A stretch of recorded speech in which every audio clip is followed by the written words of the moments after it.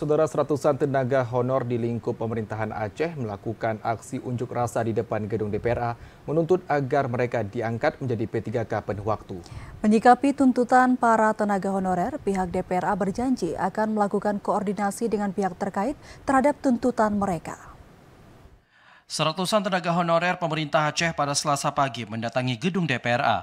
Kedatangan mereka untuk mengadukan nasib terkait dengan status mereka akibat tidak adanya informasi yang tersedia di pemerintahan Aceh.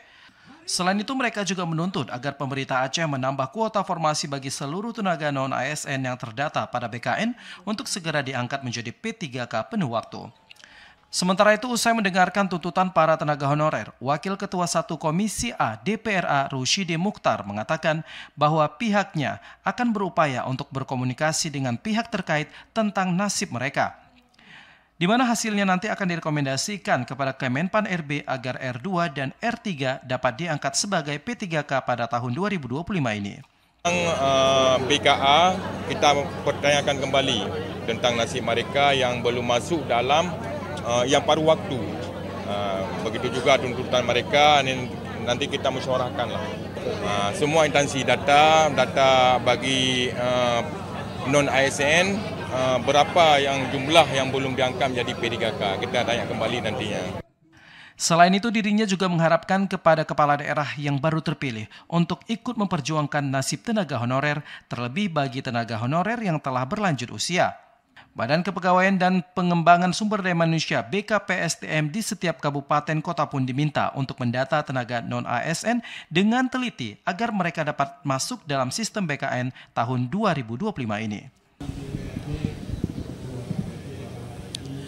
Ya, saudara, ratusan tenaga honorer yang telah bekerja di lingkup pemerintahan Provinsi Aceh hari ini melakukan aksi dan mengadukan nasib mereka terkait dengan penetapan ataupun rekrutmen untuk tenaga P3K, di mana sejumlah ataupun ratusan tenaga honorer ini dinyatakan tidak menerima ataupun tidak mendapatkan informasi di pemerintahan Aceh terkait dengan status mereka nantinya. Dan ratusan tenaga honorer ini pun disambut oleh sejumlah anggota DPRA, di mana anggota DPRA merespon dan akan menindaklanjuti setiap tuntutan yang mereka sampaikan. Tentu saja ini menjadi harapan dan juga sedikit secerca harapan bagi tenaga honorer tentang nasib mereka, karena ada sejumlah tenaga honorer yang telah mengabdi selama belasan tahun di pemerintahan Provinsi Aceh. Nah, usai melakukan aksi di gedung DPRA Aceh ini, ratusan tenaga honorer ini akan melakukan aksi